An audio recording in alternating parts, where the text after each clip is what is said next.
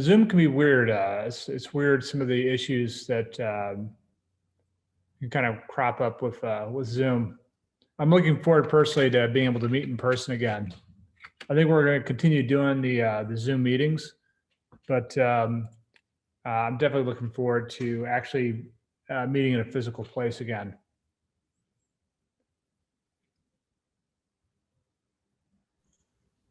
So like with all these like blockchain meetups getting moved to online during COVID, what do you think like is like a good way to, because I mean, I've joined a lot of like groups from around the world in the blockchain, just meetups in general. Uh-huh. And so is there like a way to like, so if I wanted to stay involved, do you think there'll be like an evolution type way of meetups? So like you like have a Zoom meeting in the background or something like that, or like just like a camera like at the, see what I'm saying? I'm just speaking from what we're planning on doing. What we're planning on doing for this meetup, which is we're primarily around Node.js, JavaScript. I'm planning on having in-person meetings, but what I want to do is I want to kind of simulcast, do it on the internet at the same time. Whether we continue to use Zoom or not is a different question. The company where we were hosting the meetings previously, they were actually already set up for Zoom. They were doing Zoom before I even knew what Zoom was. So we may just continue just doing it. So, because I imagine like once we start meeting in person, there's people that are probably going to be afraid to continue to meet in person. And so I want to make sure that those people, if they want to attend or watch, that they can continue doing that. So that is the plan for right now. But I have not, so far, I have not heard anything about anybody opening up for in-person meetings. So, okay, hold on. Let me have that. My cat is behind the computer fiddling with wires and stuff. So, all right, I think we have enough people here. We can go ahead and get started.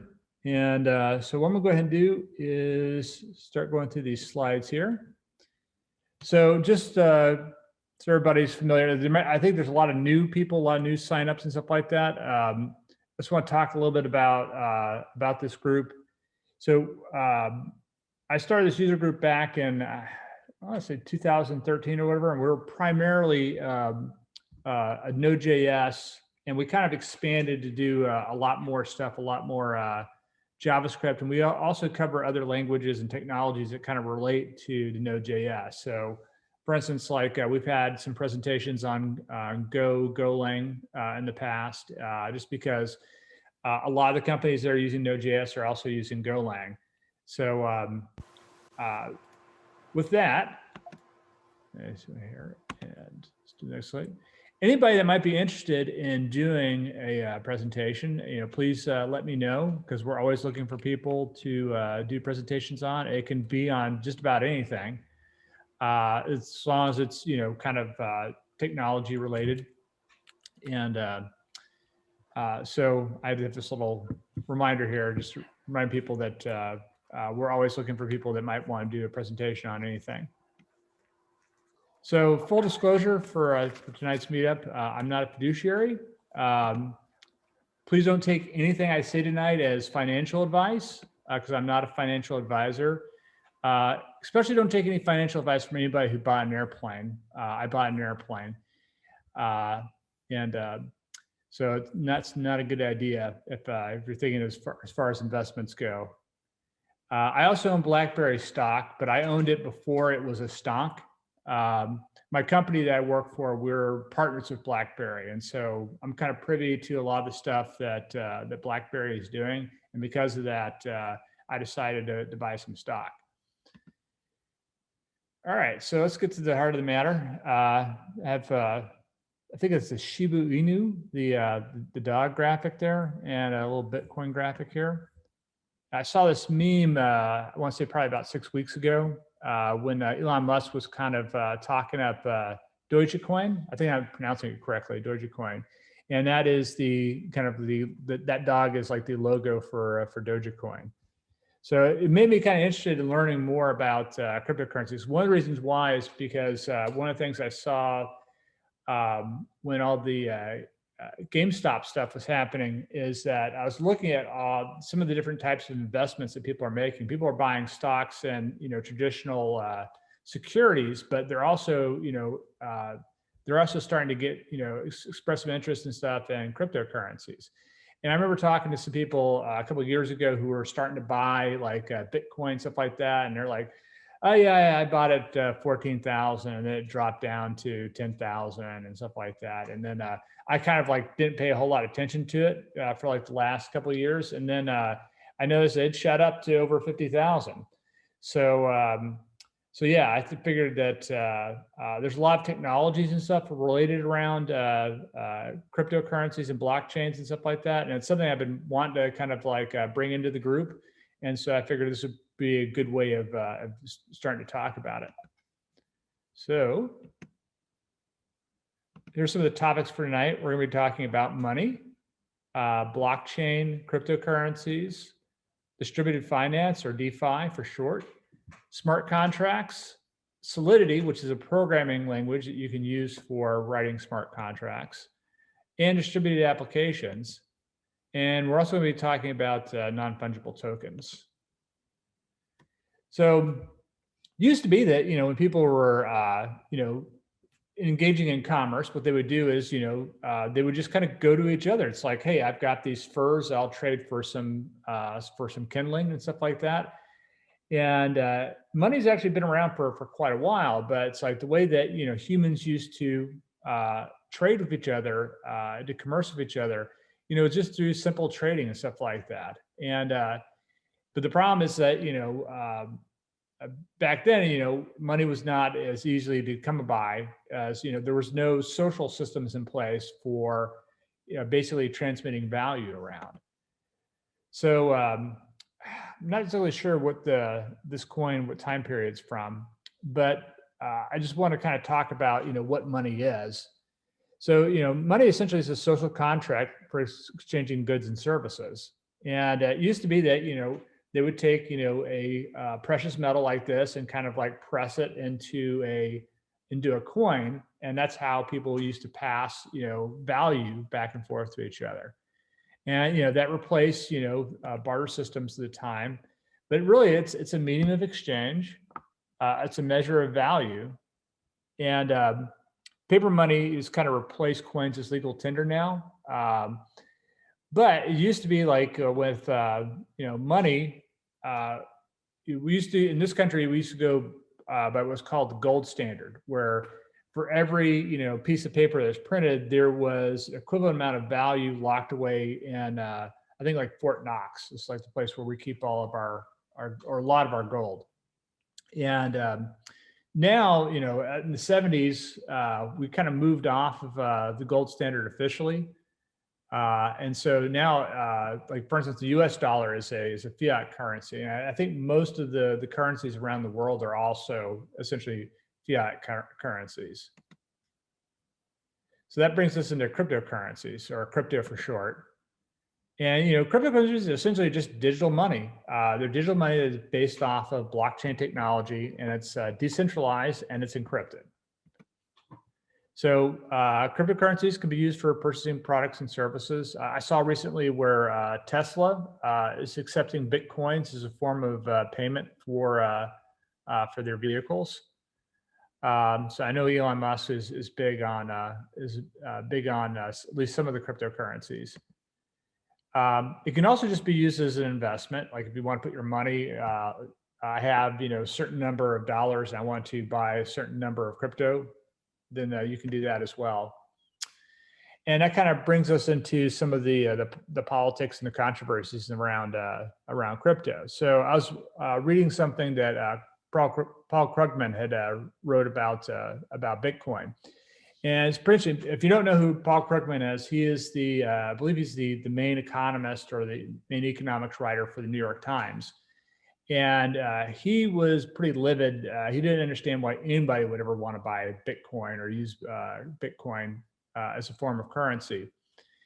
And so I figured might want to talk about what are some of the reasons why people might want to use a cryptocurrency.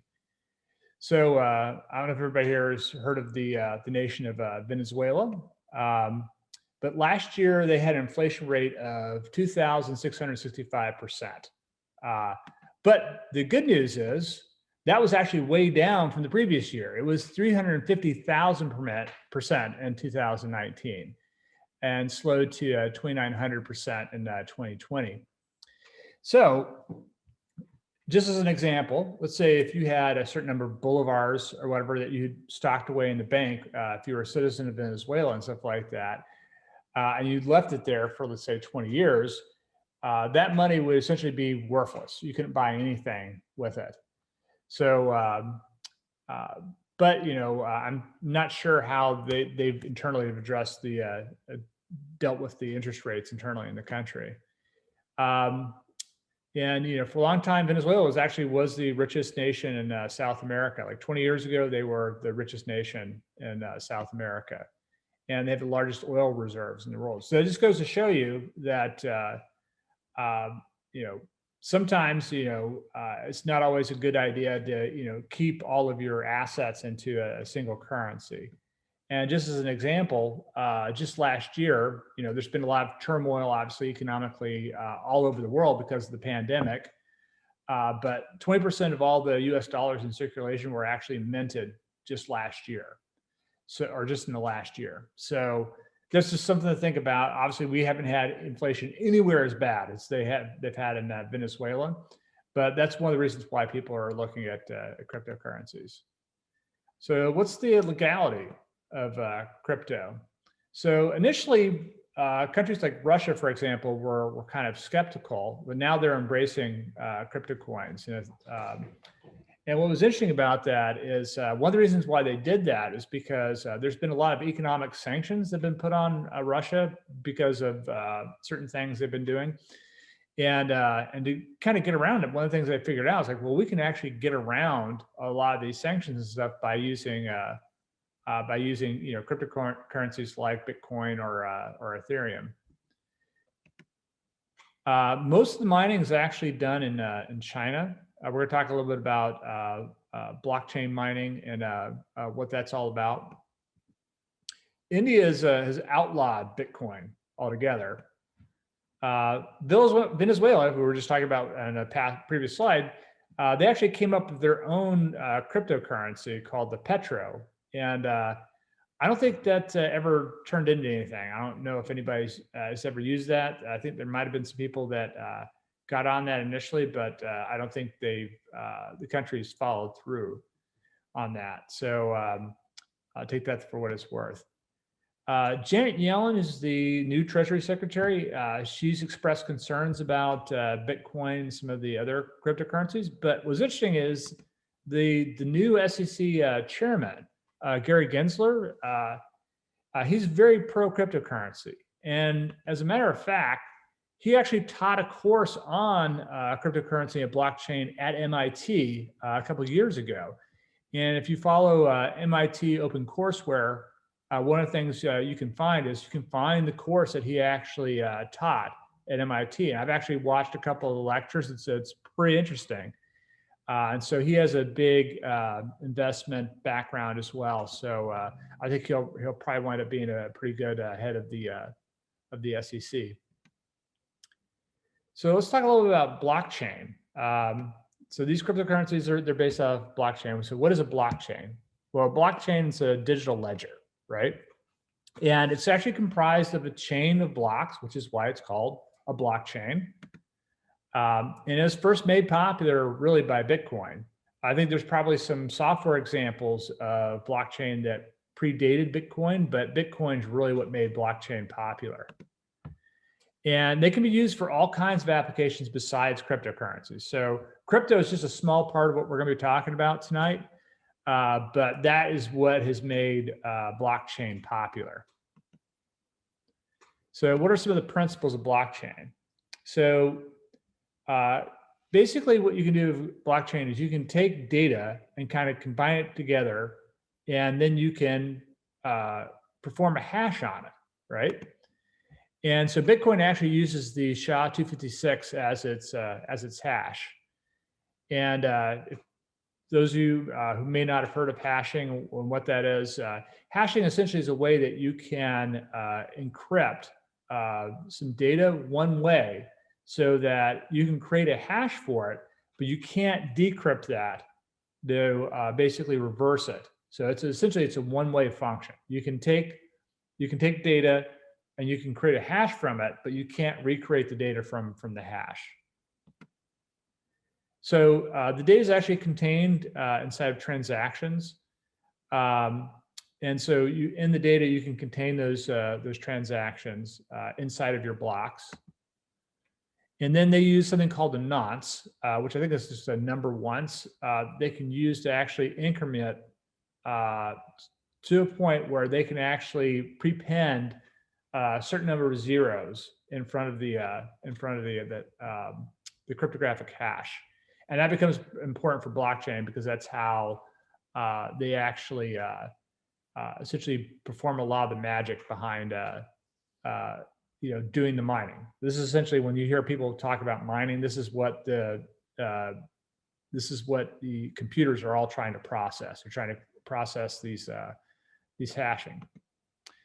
And blocks are added to one another with the previous hash as part of the data to create the blocks. So inside of your blockchain, for each block, you're actually going to have the previous hash, so you can actually use that for tracing back. Think of it being kind of like a linked list in that sense.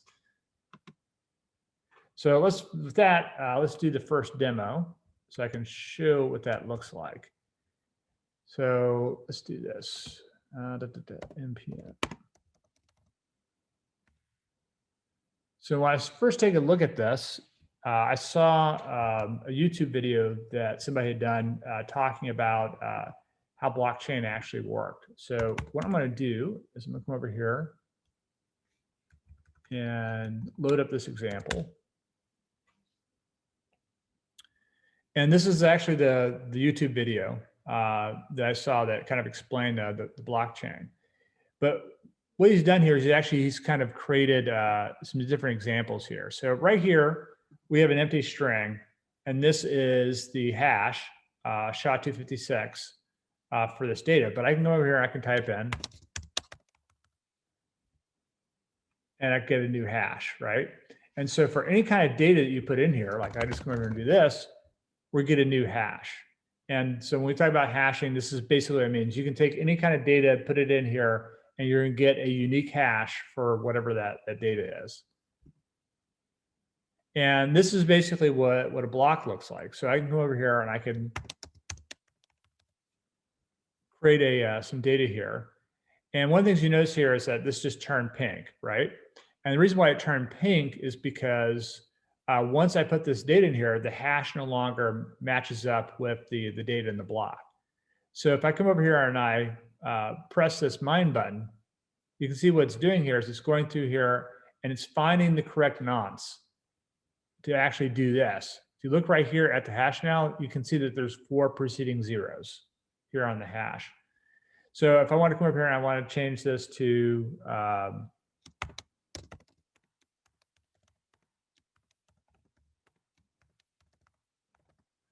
you can see now that this hash does not match the data. So if I come over here and I do mine again, there now it's figured out what the nonce it needed in order to get a hash that has 4 preceding zeros.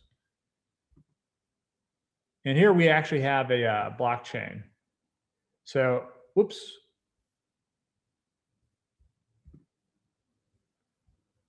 So I can go over here, I can put some data.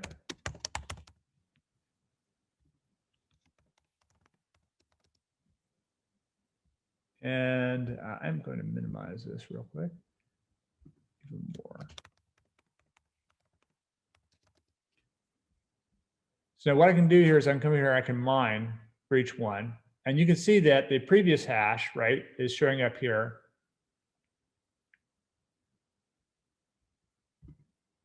And so I'll mine that.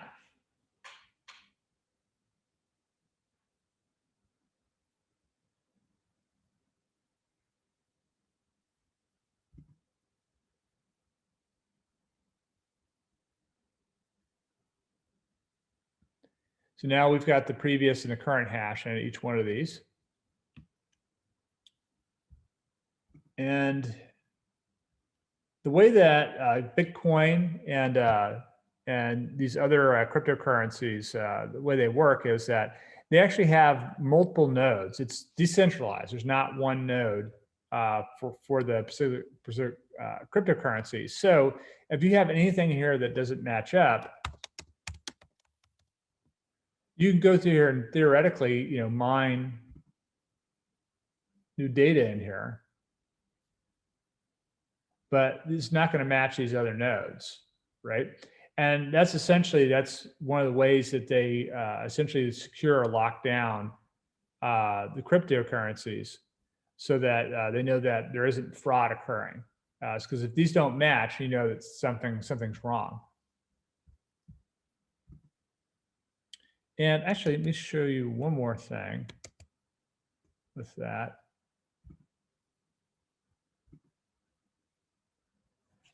So in actuality, this is probably more realistic of what it actually looks like. So you can see in here that the data here is really a series of transactions.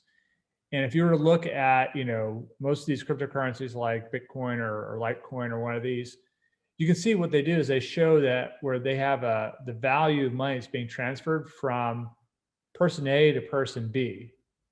And so this is how they're actually tallying up and figuring out, who got what and when. And here is the Coinbase example here. So for instance, if I were to come in here, I would change one of these to, let's say, 21. You can see that I have to redo all the hashing now in order for that to actually show up and work correctly.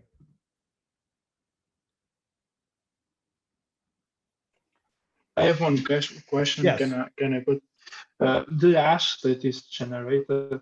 If the data is the same, it will generate always the same string, the same hash, or? That's correct. Yeah, okay. As long as the data is the same between all the different peers, then you'll get the same hash every single time. So let me go back. I've got another example here that's related to that. And let's run this.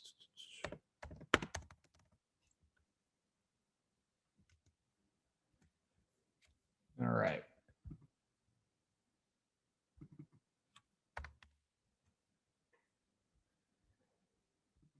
So in this example here, you can see what he's done here is he has example of a public and private key. And this is where the security becomes kind of important. So I'm just coming here, I'm going to generate a new private key, and you can see that there's a public key. So if you're familiar with a lot of the popular forms of cryptography, they have this concept of public and private keys. And the idea is that you have a private key that you can keep for yourself, and then you have a public key that you can essentially give out. So if you need somebody to encrypt some data, they can encrypt it, but you're the only person who can open it up because you have the private key. It's like a password. Yeah. So for instance, like right here, what they're actually doing here is I'm gonna come over here, I'm gonna type in JaxNode here for my message. And I can go over here, I can sign that. So now we have this message signature. This is generated with the public key. And then we can verify that. And we can see that this is how that's verified.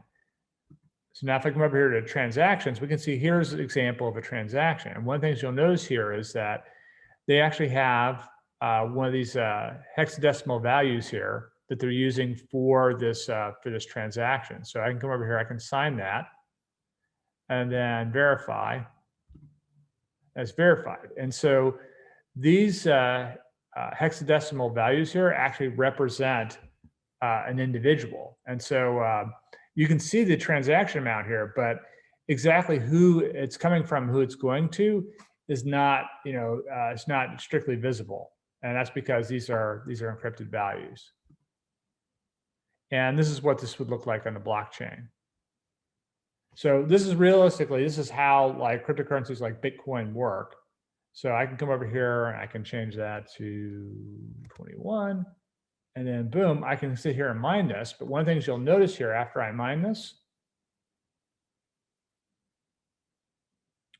is that signature. If it will ever finish.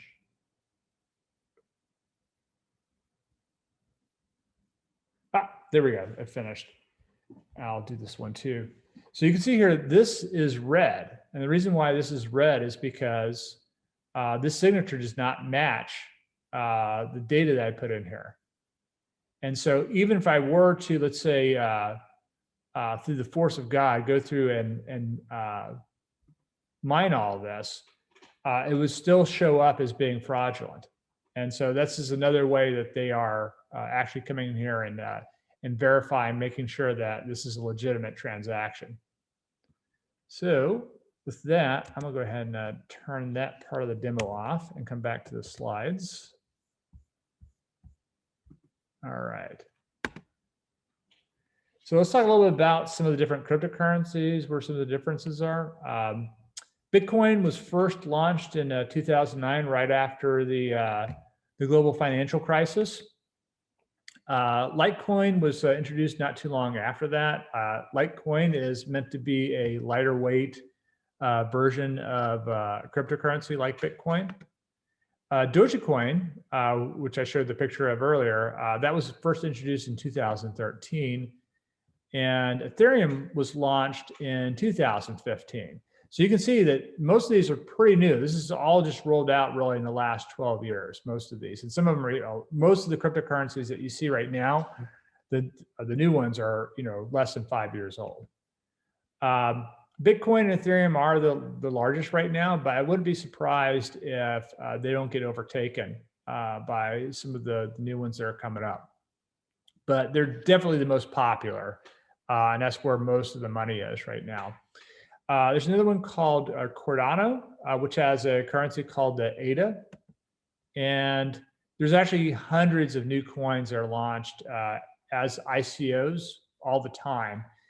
One of the problems is that just because they have an ICO and there's a new cryptocurrency that's come out, they don't always hang around. And so it's one of the things you kind of have to be careful of, is that even if you are buying a cryptocurrency you think looks pretty nice on paper and stuff like that, it doesn't guarantee that it's going to be around.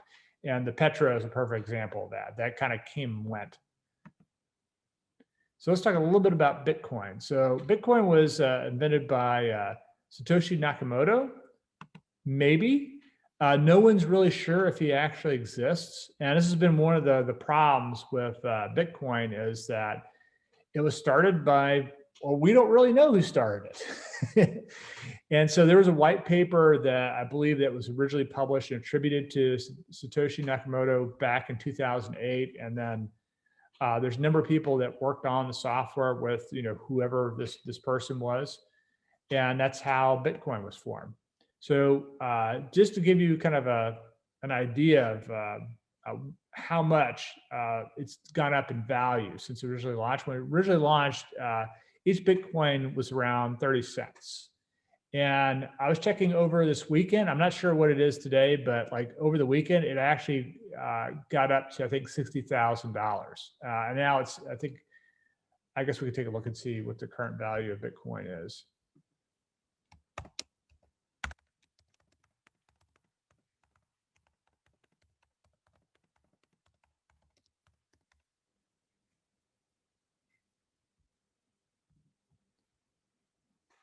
Try to get real time.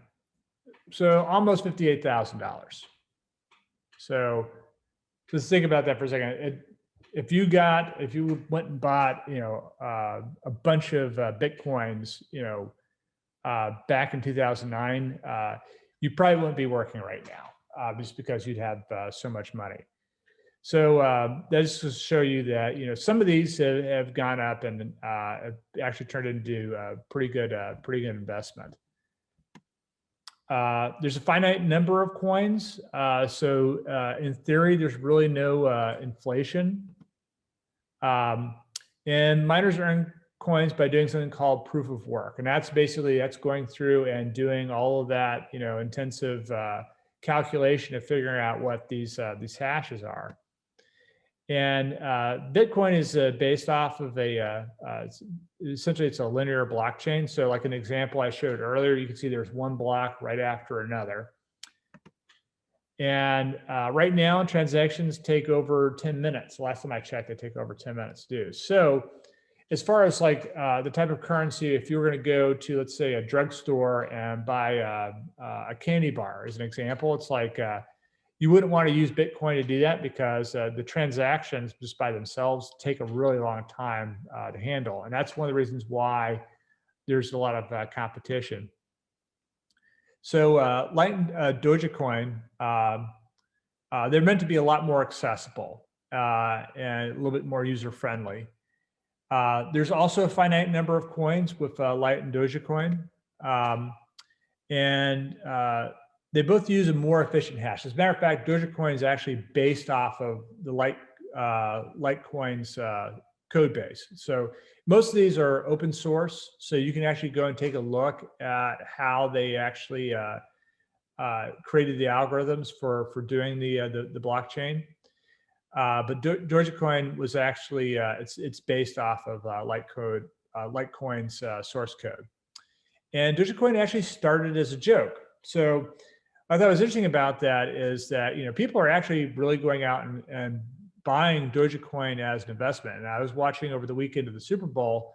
And one of the things I noticed was that not only was Elon Musk tweeting about Dogecoin and talking about how he was all in on Dogecoin, I believe Snoop Dogg was also talking about it, and the price of Dogecoin went up after he started tweeting about it.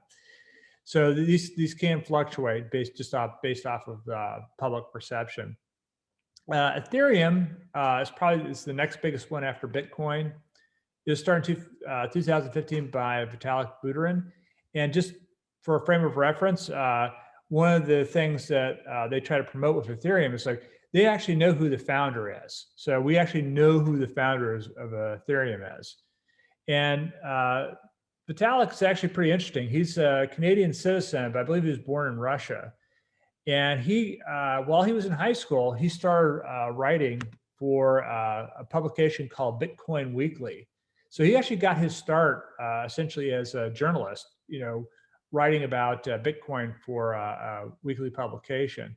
And he was actually paid in Bitcoin. So I forget how much it was back then, but they would pay him like 3 or 4 Bitcoins per article that he wrote. And back then it was worthless, but now it's worth a lot of money. And so he decided to kind of come up with his own ideas of some other applications and stuff that you could use with cryptocurrency and blockchain. And so Ethereum architecture is a little bit different. It uses a Merkle tree. So instead of having a linear blockchain, the blockchain actually is based off of something called a Merkle tree, and it's like a tree with leaves on it. So each one can kind of branch out, and that lends to being a little bit more efficient, and it's a lot faster to actually process transactions with it. They also use something called smart contracts. And so smart contracts, the main difference between, let's say, a transaction you could do, let's say, in Bitcoin and one that you can do on Ethereum is that one of the things you can do is just say, hey, I want to pay X number of Ethereum to do this, but only this. Like I only want this to use as a payment for, let's say, a refrigerator, as an example. So that money can't be used for any other type of transaction. And that's one of the things that's nice about smart contracts is you can actually build logic into what you're doing with Ethereum. And so they actually have a whole programming language based off of this called Solidity. And we're going to show some quick examples. I'm by no means a Solidity expert, but I'll try to give a quick once over of what the language looks like. And Ethereum is actually set up as a nonprofit. But the thing that's interesting about Ethereum is that the whole purpose of the network is so it could be used not just for financial transactions, but for distributed applications. So it's actually pretty cool. It's like it's not just for money. You can use it for decentralized applications. So with that, after we talked about Bitcoin and Ethereum, I want to talk a little bit about the environmental impact, because that's one of the concerns a lot of people have with blockchain technology. So this is the country of Argentina. I have my cousin's wife is from Argentina, so I'm not picking on them, but they actually, the amount of energy that it takes to mine Bitcoin is equal to the amount of energy that's actually produced by the entire nation of Argentina. So just as a, give you an idea of how much energy it actually takes to actually calculate the transactions of Bitcoin, it's not a very efficient process. And so that's one of the things that a lot of the architects of blockchain technology are trying to take into account now. So, miners usually mine where electricity is cheap, just because of this, because it does require a lot of energy to do the mining. And so really to make any money at doing mining, you have to have, you have to be someplace where the cost of electricity is below 5 cents per kilowatt hour. And just as a frame of reference, I live here in Jacksonville. In GA, we're paying over 12 cents per kilowatt hour. So it would not make financial sense for me to set up my own mining rig in my house. So there's definitely places where it makes sense to do this. Jacksonville is not the place where you want to do Bitcoin mining. So this is actually specialized hardware. You can actually go on to like Amazon, for example, and you can buy these rigs that are essentially, it's just a souped up PC. And it actually, in order to do Bitcoin mining efficiently, or the most efficiently you can do it, you have to have a computer with something called an ASIC. And I forget what the exact acronym stands for, but ASIC is essentially a way that you can kind of program in your own specialized processing. And I think I just butchered the explanation of that, but I know they have these you can actually lease hardware like Azure, for example, that has ASICs to do very specialized processing, and they're specifically engineered for doing the type of processing that you need in order to do mining of Bitcoin. And that brings us to proof of work versus proof of stake. So proof of work is basically, that's how Bitcoin works, right? So you have all these different miners out there that are all essentially racing against each other to try to mine these basically mine these transactions and to come up with the proper hashes and stuff like that. And that's one of the reasons why it's not energy efficient, because you do have competition between all these different essentially computers and stuff that are trying to calculate the cryptographic hash. And so because of that, they've been looking for alternatives that'd be more energy efficient. And proof of stake is just a much more energy efficient way of doing it. So proof of stake mining is actually done by what's called stakeholders. And the stakeholders are essentially the people that they own a certain amount of a cryptocurrency. So stakeholders are randomly picked to actually mine the block. So instead of having everybody fighting it out, racing each other to try to mine a block, it's actually randomly assigned based off of somebody that is a proof of stake or has a proof of stake. Ethereum right now is a proof of work system, and it's a little bit different from Bitcoin because Bitcoin, like I said, it's like to efficiently mine those, you have to use a computer with an ASIC on it. But with Ethereum, to mine the Ethereum network, you really just need a high-end graphics processor or a GPU.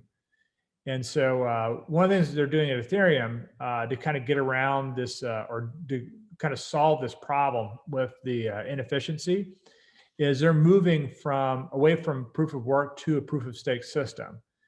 And so that's in something they call layer 2. But it's going to take a while. It'll probably be a couple of years before everything's had a chance to move over to proof of stake. And right now, I don't think there's anything on Ethereum that is proof of stake, but they are in the process of moving to a proof of stake system.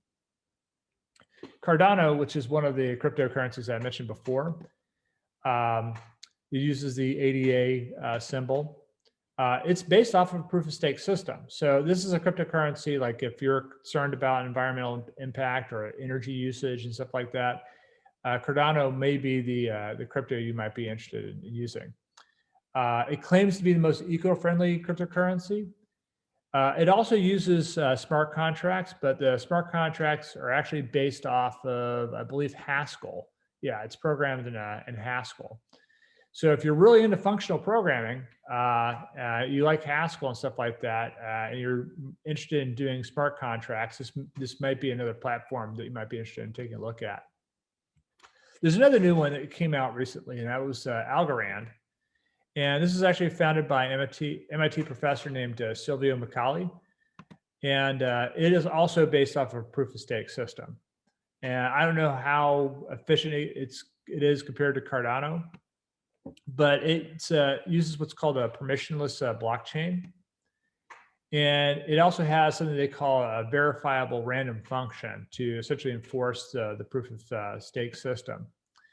And this may be a little bit more approachable if for a lot of people for writing smart contracts.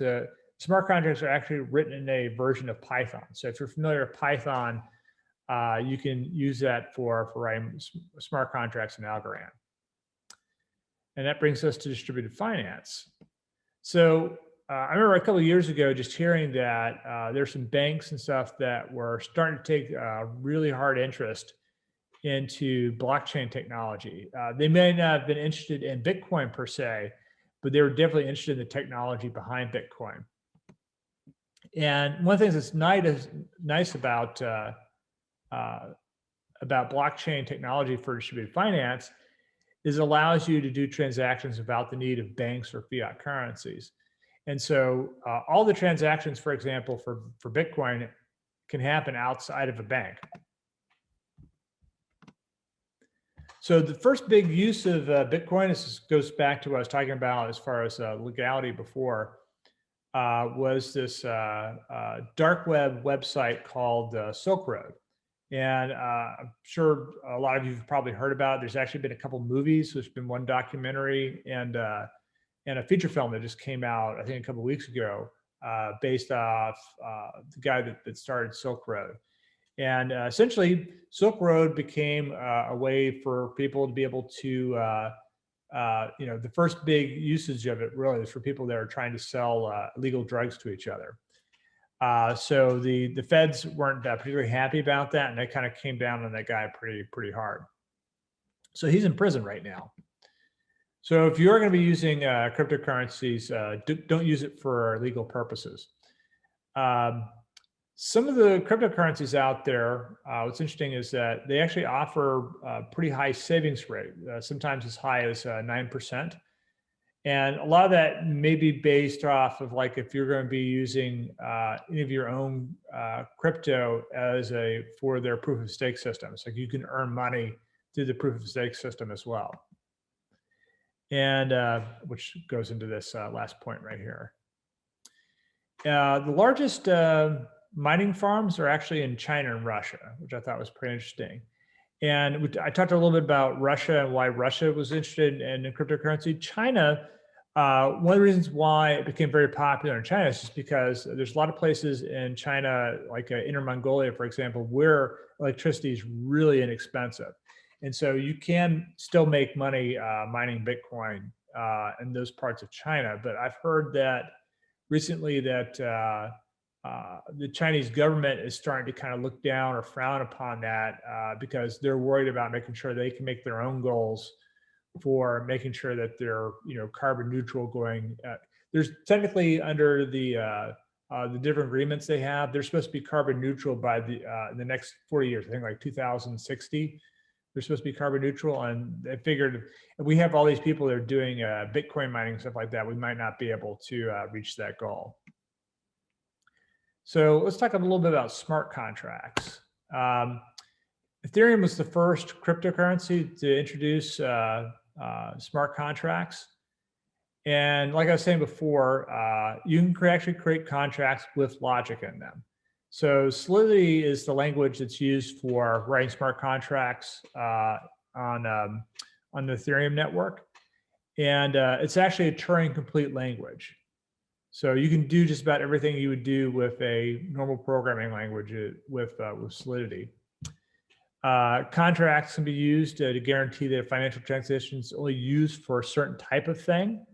So like I said before, it's like if you wanted to write a contract saying, I'm going to spend this amount on a contract, but it can only be used for a refrigerator. That is something you could potentially do with a smart contract. One of the things that people are actually using it is for more complicated financial transactions. And so one of the things you can do is, let's say you're actually looking at a number of different exchanges that sell a particular cryptocurrency.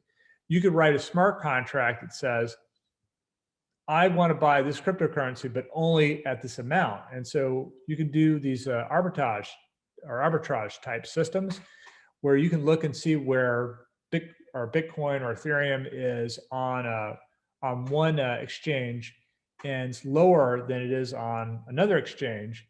And what you could do is you can say, all right, I'm going to try to buy this and then sell it to this other exchange and make a profit.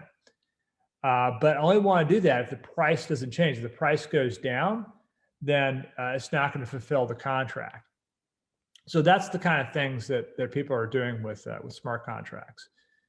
They can also be used for distributed applications. And so, for instance, if you wanted to, let's say you wanted to write a competitor to Twitter as an example, but you didn't want to have a centralized server where everything was stored, you could also do that on this type of a network, on a distributed network. And essentially, to process a transaction on the Ethereum network, it requires fuel. And I believe that's pronounced Gwei is the name of the fuel. Right now on Ethereum's network, it actually costs over $10 for a transaction. And so one of the complaints about Ethereum lately has been that these fuel prices have kind of gone up. And this is actually one of the things that they're trying to address by moving to the proof of stake system, is that not only is it more energy efficient, but it's also more cost efficient. And so that's one of the reasons why they're going to be moving to proof of stake. So let's talk a little bit about Solidity. Solidity is the programming language for the Ethereum network. There's actually a couple others that have forked Ethereum and are also using Solidity. But it's used for creating smart contracts. Like I said before, it's a Turing complete language. It's actually based off of JavaScript and C++.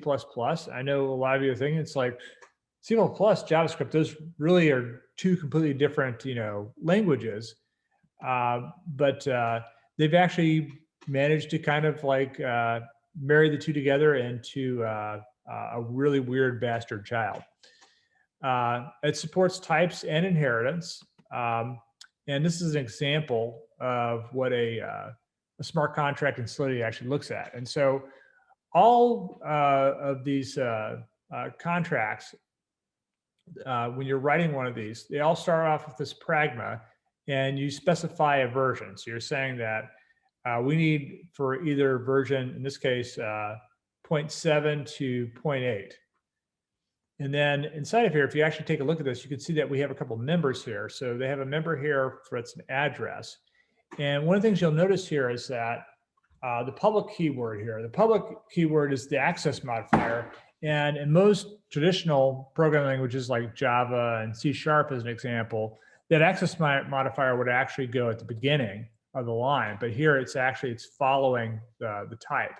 And then you specify the name of your variable right there. This right here is actually a key value store, like a hash table or a structure. So they have a mapping here for addresses called balances, and it's public. You can also define events. So here they define an event that takes a from address and a to address and then amount. And then this is what the constructor will look like. Actually, I don't think they require public anymore on the constructors. But then you can also have functions, and the functions actually take a type. So here we can see there's an address type and then a uint type for these parameters. And there's also this requires function that you can place inside of your function. And this is where you can set things like, I only want to mint this if it's below this amount, as an example. And then you can also store stuff here using this. Here, they're just taking an amount and they're doing a plus equals. So if you're familiar with JavaScript and you're familiar with C++, this is really not all that foreign. It's definitely, there's some stuff about it that's kind of peculiar, but it's meant to be pretty accessible to existing software engineers. So there's a lot of tools also for working with Solidity. There's a Visual Studio Code extension, which is pretty nice. It uses a Node.js based compiler. That's one of the things I want to talk about tonight, is that a lot of the tooling around doing a blockchain and doing smart contracts and distributed applications is actually based off of Node. So a lot of blockchain developers are using Node. It also uses something called a Web3.js library. And essentially that's how in JavaScript you can talk to your smart contract. There's a tool called Truffle for testing, which we'll show here in a minute. And Ganache is basically, it's like a personal blockchain. So for instance, like if you want to start testing your smart contracts, but you don't actually want to run it against an existing Ethereum network, because frankly, that costs money, you can test it locally without it costing you any money. And there's also a tool called Drizzle, which is a Redux store that you can use if you're doing your front ends in React. So a lot of tools around Solidity. And there's also this one called Remix, which is a online tool where you can go and you can create your contracts and actually publish directly. So if you wanted to, you could use this web-based editor here for actually creating your smart contracts. So let's give a quick demo here. Excuse me. All right, so I'm going to open up Visual Studio Code.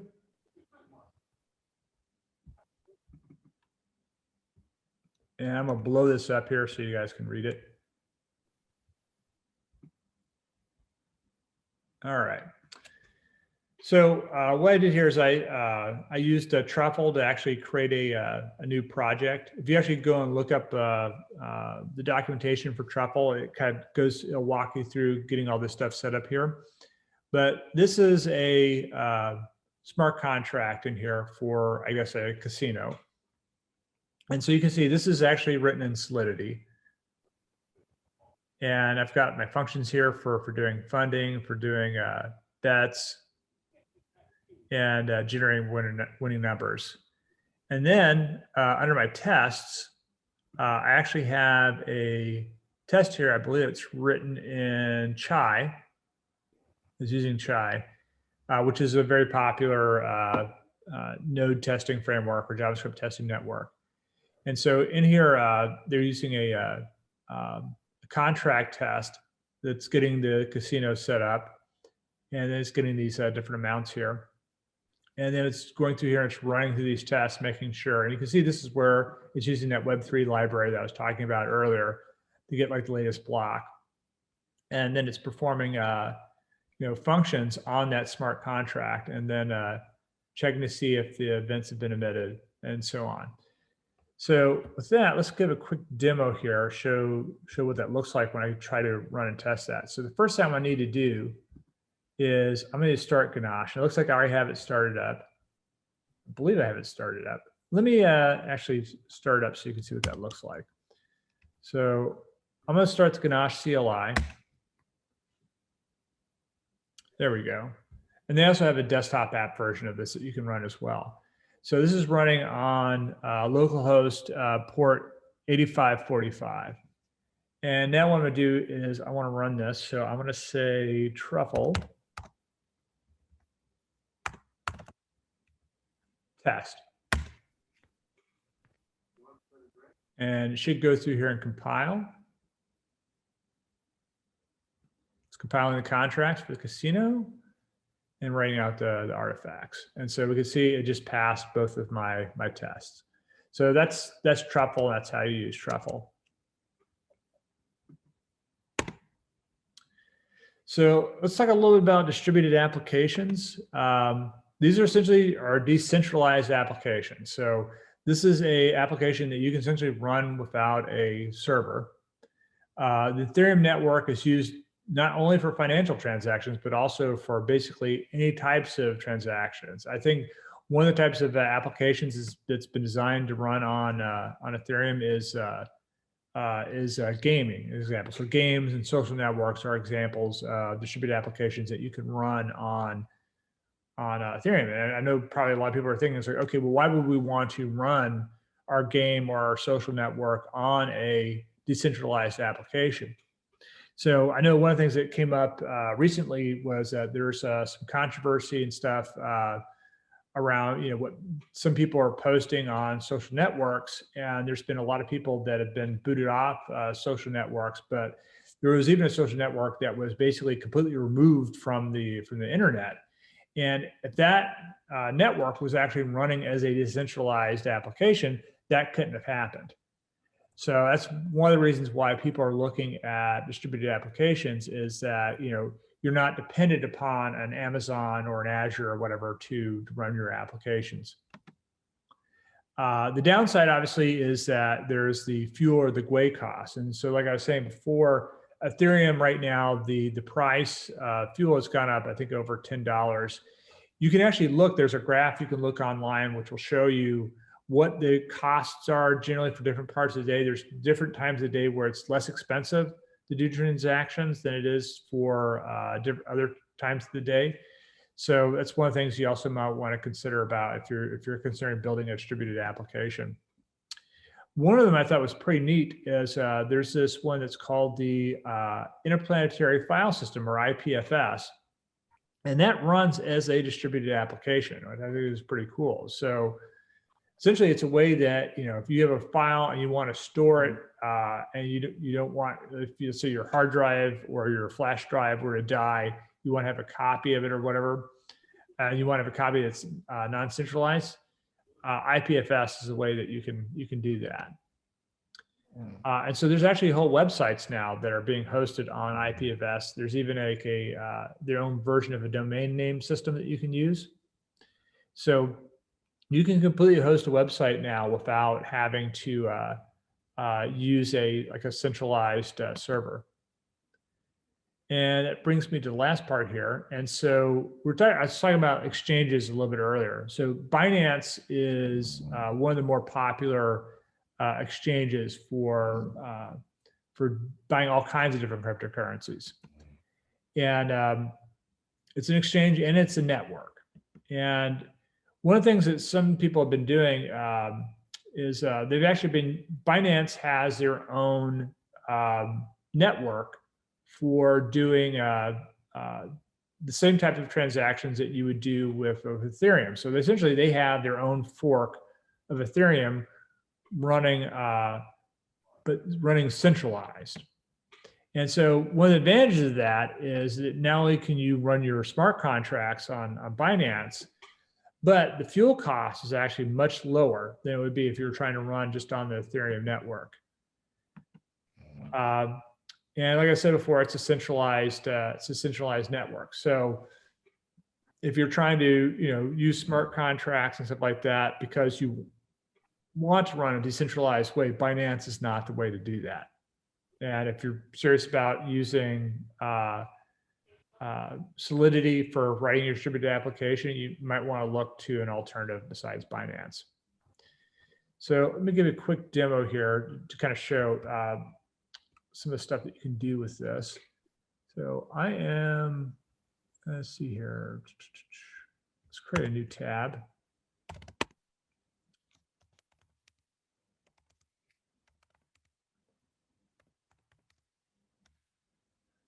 So I just wrote a quick example here. Let me close this and close this.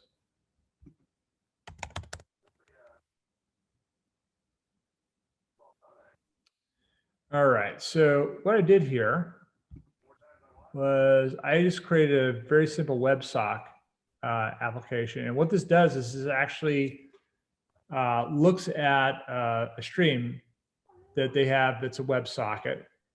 And what this will do is this will actually go and take a look at, in this case, I have it set up to look at candlesticks or climbs every minute on this WebSocket. So if you're not familiar with WebSockets are meant to be a connection you can make that's always on. With a traditional HTTP connection, you make a request, you get a response, and then you're done.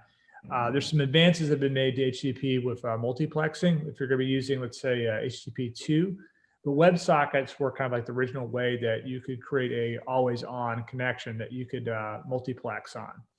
So let me run this example here.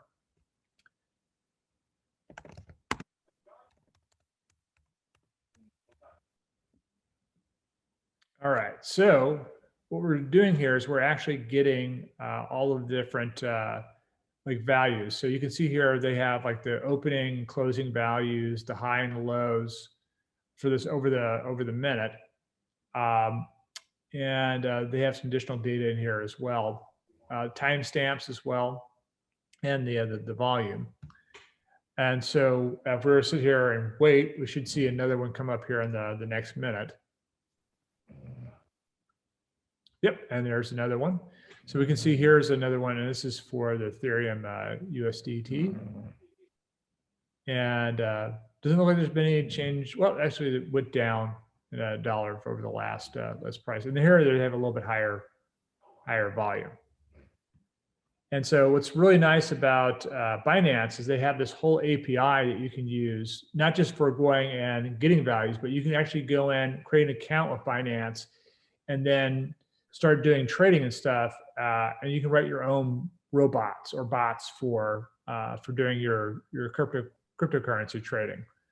And so there's people that write, code that all it does is it just does a technical analysis of the candlesticks and maybe some other data, and then they will automate buying a position or selling a position based off of what's actually happening from a technical analysis standpoint.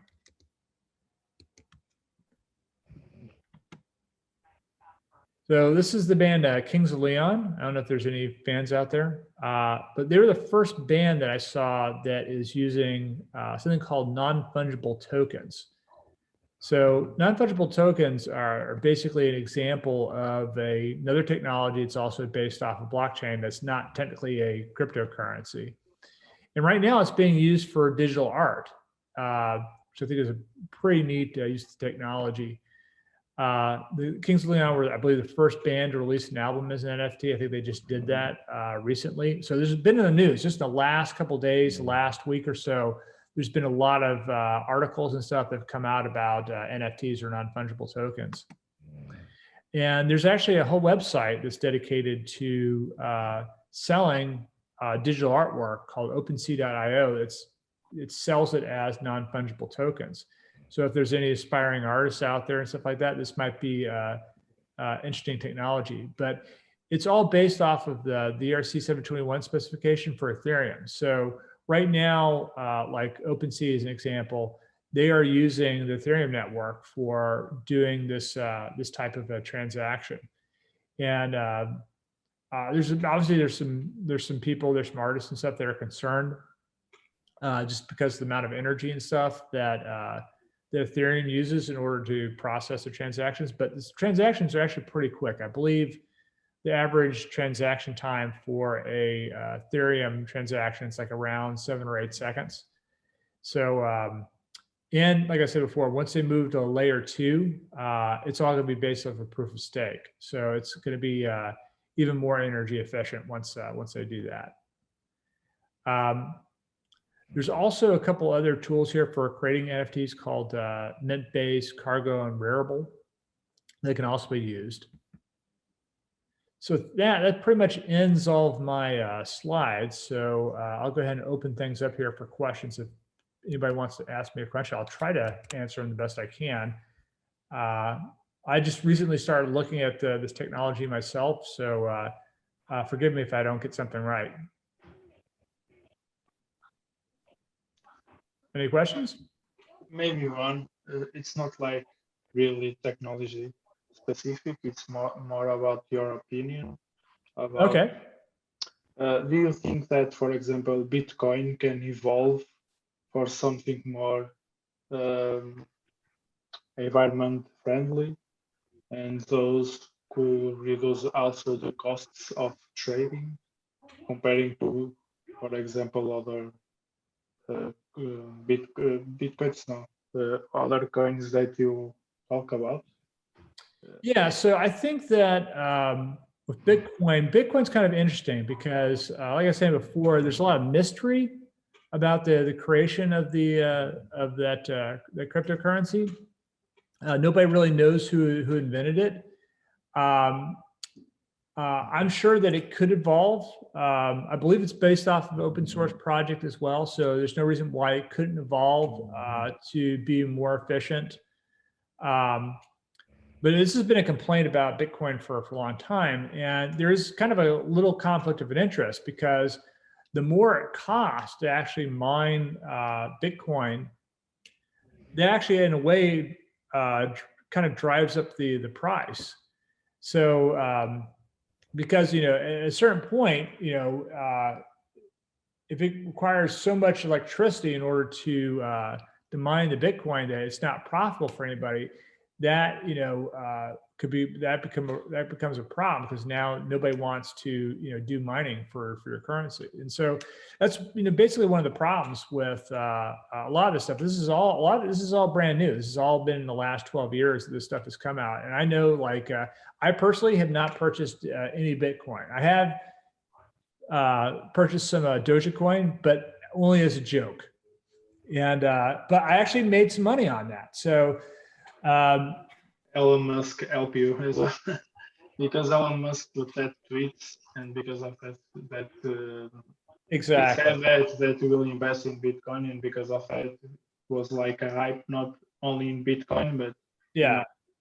So this is just something to keep in mind. And like I said before, I'm not a fiduciary and stuff like that. But back a year ago, everybody remembers a year ago, the stock market started just dropping in value, and I think it lost around about 30 to 35% of the value of the stock market went just like that in a couple of weeks. And if you actually go and look at the cryptocurrencies, Bitcoin in particular, from that time period, it dropped 50% in value.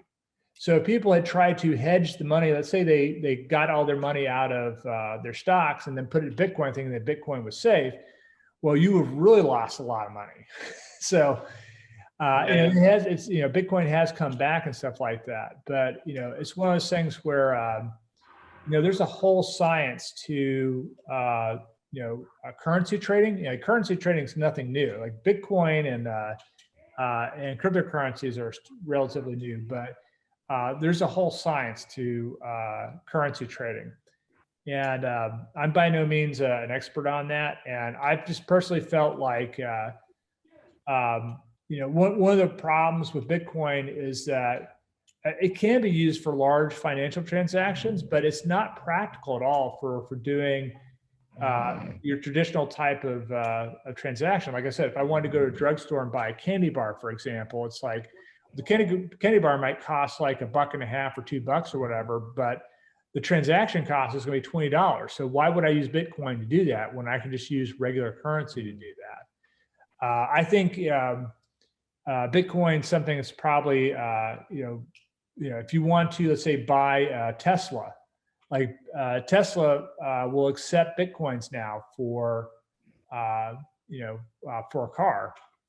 And so I was just watching somebody the other day. She had made an investment in Bitcoin, and she was buying it all through Coinbase, and she was getting really frustrated because sometimes Coinbase will not let you follow through with a transaction. And so she finally kind of had it, and she just said, I'm gonna sell all of my Bitcoin, and I'm gonna take the money from my Bitcoin, and I'm gonna use it to buy a Tesla.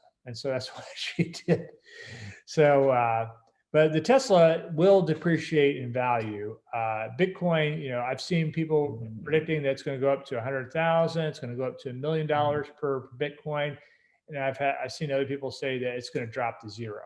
So who knows? But I know personally, exactly. yeah, I'm thinking, all this is brand new, and there's going to be a lot of people that I think are going to start taking a much more practical look at how this could be used for the whole society. And Litecoin Litecoin, Dogecoin were specifically invented. Well, Dogecoin was invented as a joke, but it's based off of the Litecoin source code. It was meant to be a more accessible, lighter weight type currency that you could use for buying stuff in a more traditional transaction.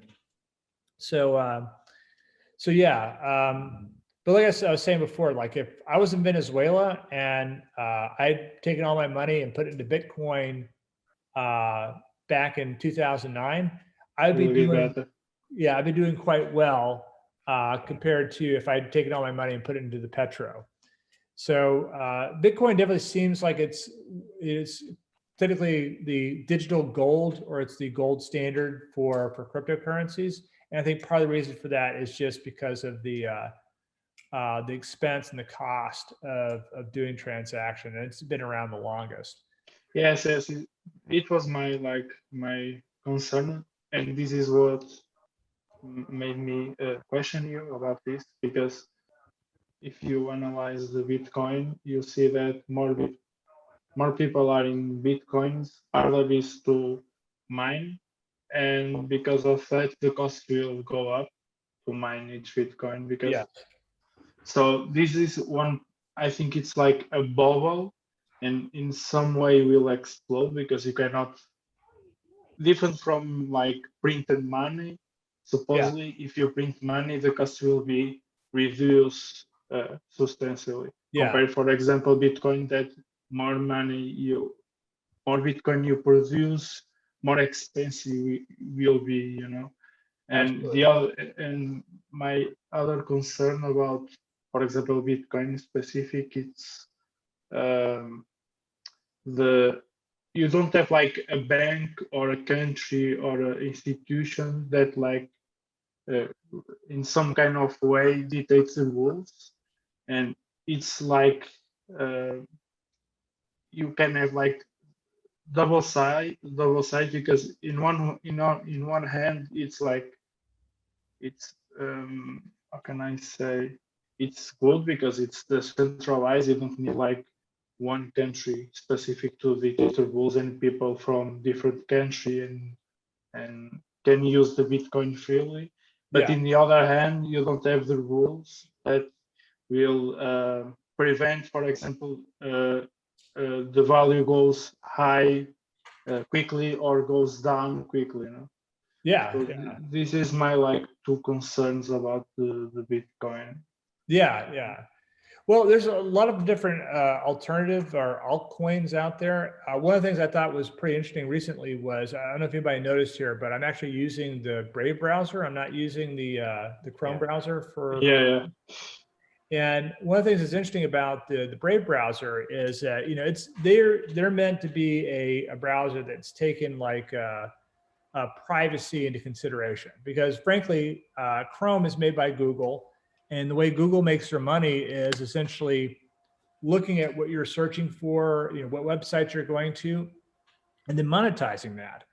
And so that's why, like, if you go and you do a search for a certain type of product, and then you're going to, let's say, another page or another website, you'll see an ad a lot of times for the thing that you were looking for, several, tabs ago.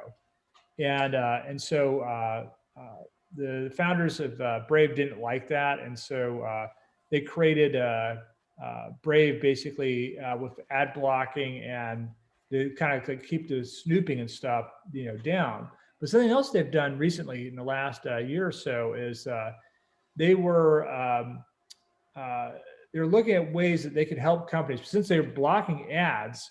they want to have a way that people can actually, pay for their content and stuff like that. So one of the things you can do, for instance, like they have this something called a Brave Rewards or a Brave Access. I think it's called a Brave Access token. And so it's a form of cryptocurrency. And so when you are actually using the Brave browser, you're actually earning crypto. You're earning money for your browsing, right? And that's because if you opt into the ads and stuff they have ads that are non-tracking ads and stuff like that, you will earn money for that. And then one of the things you can do is if you go to a website that has it set up, let's say somebody has a blog post and you want to, hey, that was a really handy piece of information. I'd like to tip you maybe, one BAT as an example. And so for instance, if I go to my website as an example and blog, we can see right here that I can actually take my, I have a wallet that's built into here. And if I wanted to, I could come right here and I could tip myself or send a tip to this website. So this is an example of, one of the things I think is pretty innovative about this browser. There's a number of things besides this, but they've done a lot for security, but they also have this whole notion of cryptocurrencies built in, and then they have wallets that you can use. And so, essentially there's two types of wallets you can use. One, let's say like MetaMask is an example. It's a very popular Chrome extension for being able to use cryptocurrencies online, but there's actually hardware wallets that you can also buy as well. And so if you're concerned about just the security and stuff like that, well, what happens if, my computer, my wallet, or whatever gets wiped out or whatever, you can have a hardware wallet to go along with it. So I think it's what they're doing is pretty innovative, and it's based off of Chrome. So Chrome is an open source project. So what they did is they took the open source project, they took Chromium essentially, and they created a brand new browser. And what they did is they stripped out all the snooping stuff, put in ad blocking, and it's kind of comparable to the kind of protections and stuff that you have if you're using Safari. So they're always trying, the ad networks and stuff like that are always trying to figure out ways they can track the users. And then, certain vendors like Apple and Brave, they're doing everything they can to prevent people from being able to snoop on you. So I think basically you can like donate money to people that are creating websites. Exactly. This Yeah. wallet, yeah.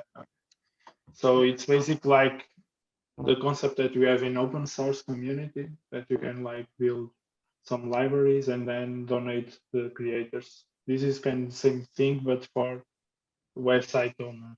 Exactly. It's the same idea. It's a really, really good idea. Yeah. Hey, David, this is Ron. I really think you did a good job tonight of, it was well planned out and thorough introduction. When I read the meetup, I kind of thought you were going to demonstrate on Node.js a DeFi app. So I might have missed, but I really like your demo. Did you use? I'm looking at GitHub. Did you use the Anders 94 blockchain demo? What? I did. I did, as a matter of fact. So I have all this stuff. I'm going to be posting all this stuff up onto the meetup. So that we have this. So all the source code that I used tonight, it's all going to be up on. It's all going to be up there, so you can take a look at it. I want to do something a little bit more thorough with, and we may do that at a future meeting. As far as like building a decentralized application. But the thing is, when I started going down that road and started taking a look at it, the thing that kind of freaked me out a little bit was the transaction cost. Now for a demo or whatever, I could use Ganache. You could use one of the test networks if you felt like it with an Infura or something. So I appreciate you showing the Solidity contract. So is there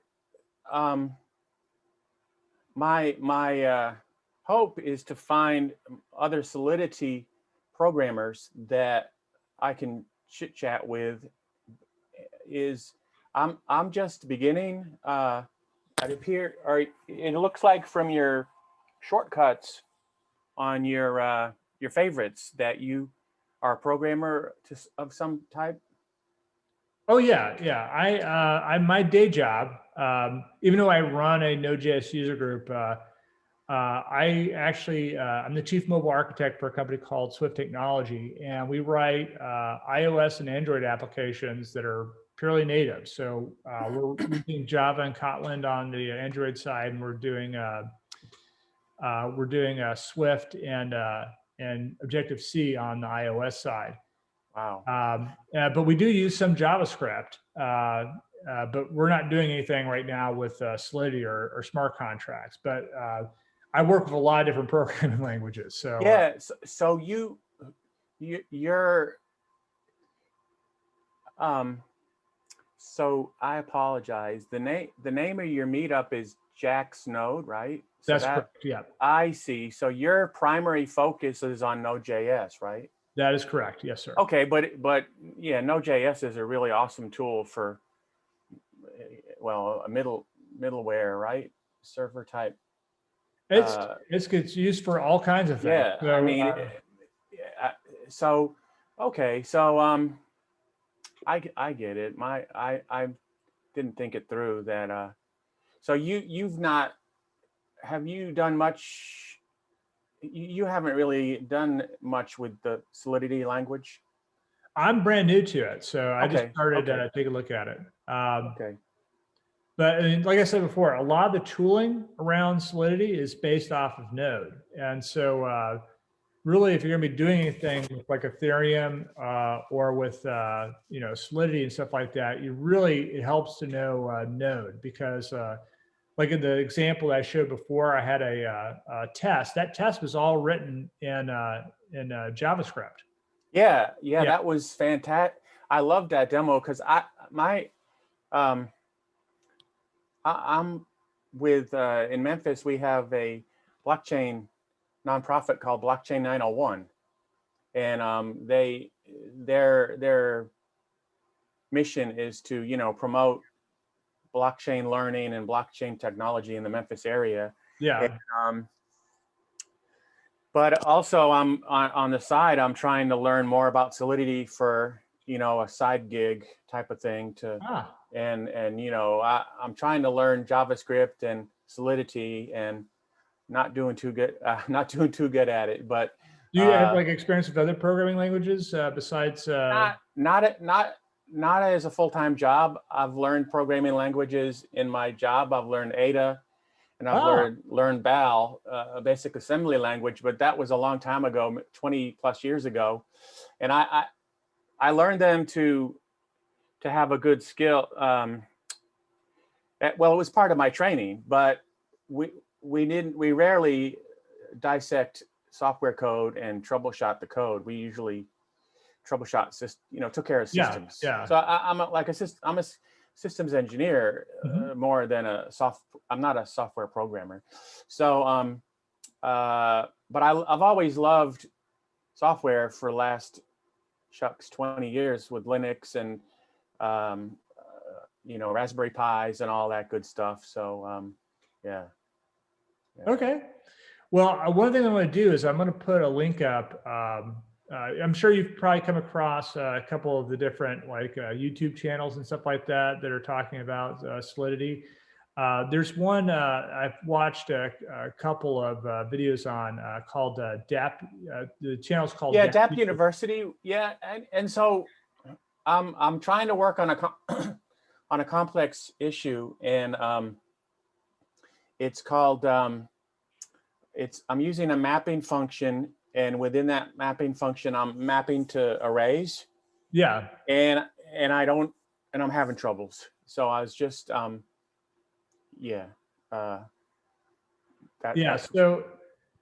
the way that you define maps and use maps in Solidity, essentially it's it's an array of key value pairs, right?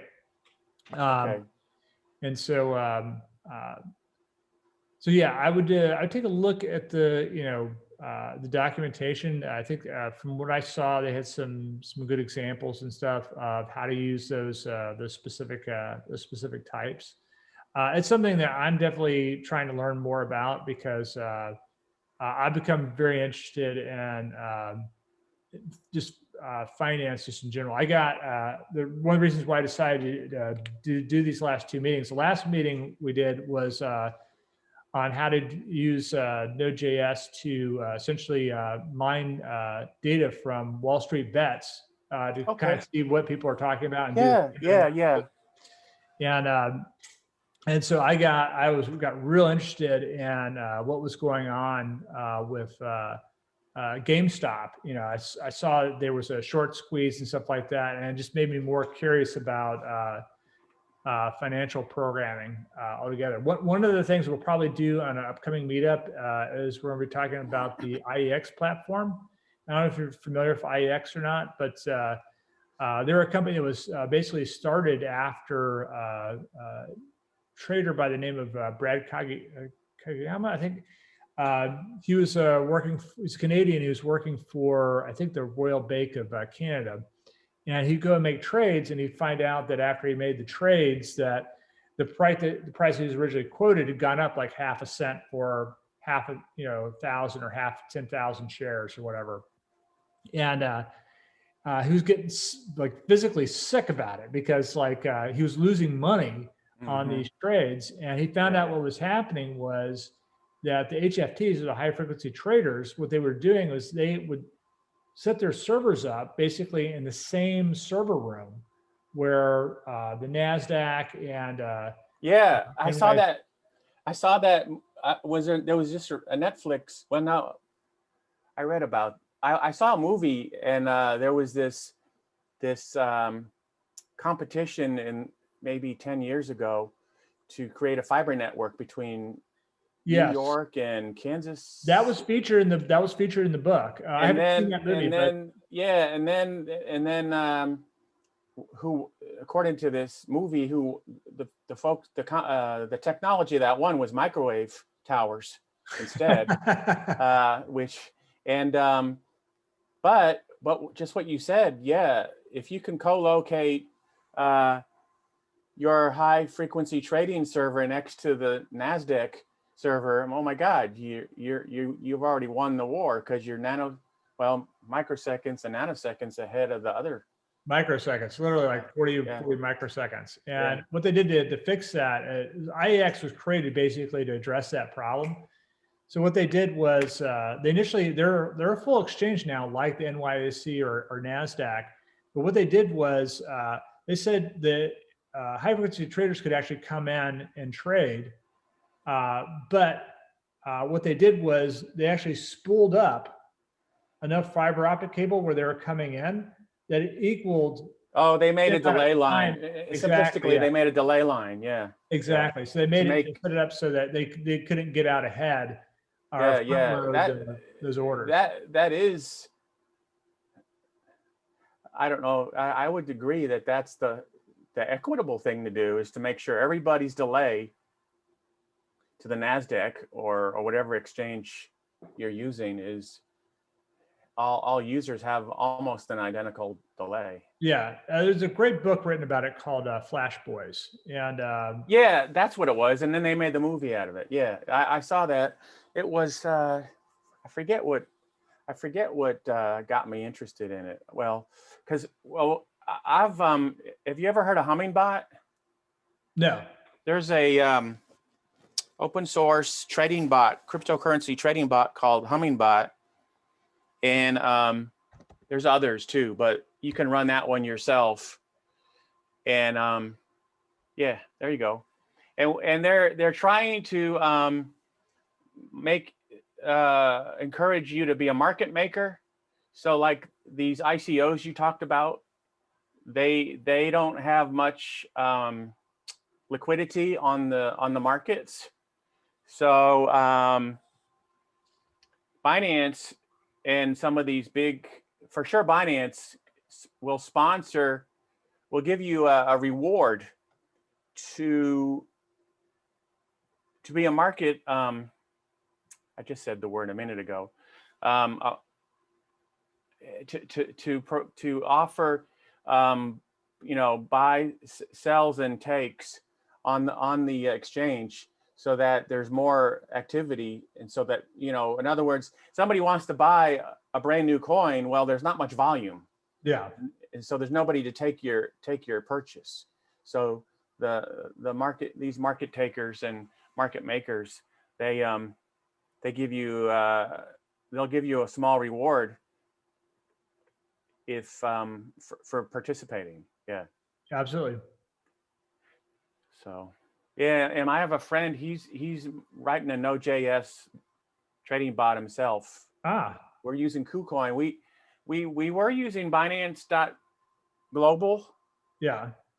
But just earlier last year, they came out and said that I don't know, it was going to be, they were cracking down to get rid of all U.S. citizens that were using Binance Global. I mean, I think I can still log in, but anyway, so we decided to go to KuCoin because it's legit. You know, U.S. citizens can use KuCoin, and they're like number 2, I think, on the market, on the exchange markets. So, anyways, well, it's good to meet you. If you ever feel like it, I'm not a leader. I'm not one of the leaders in the blockchain 901. I'm just an Indian. But if you ever feel like it, search for blockchain 901 or Memphis blockchain, and we usually have a meetup once a month, and sometimes we co-sponsor. They co-sponsor FedEx talks. Like FedEx has different technology. So FedEx has like an Institute of Technology at University of Memphis that they bought. Like, you know how it goes. They bought a building, and that's like their engineering building. I think this is this is the IT building at University of Memphis. And then so they'll have subject matter experts give talks, and then you get your name. We get our name on the board when we sponsor one of these folks. So it's pretty clever, pretty good. All right, well, good. I'll check out your slides, and they're at your. I'll post it all up in the meetup, so it'll all be there. Okay. All right. Good deal. And I also put all these links up here as well. There's a couple here I haven't finished filling out. I'll put the rest of them up here so that they're all available. And also I'll put some links up to some different training videos I have on Solidity as well. Yeah. You know, kudos again. You did a good job. I thought you were a blockchain enthusiast, a crypto enthusiast, not a Node.js enthusiast. Yeah, well, it's interesting. We got a lot of interest in stuff. I figured this would be something that would, you know, I'm looking for stuff that's not just subject matter related, but stuff that's going to interest people in coming out. So yeah, like people that you know wouldn't necessarily be interested in Node to also be interested in come out to the meetings as well. Yeah, good. Yeah, good work. Thanks, Ron. All right, take care. All right, with that, I think I'm going to go ahead and call it an evening. Thanks everybody for coming out. And like I said before, I'm going to post slides. I think next month we're going to be doing a presentation on Gatsby 3.0. So with that, everybody, have a nice evening. See you later.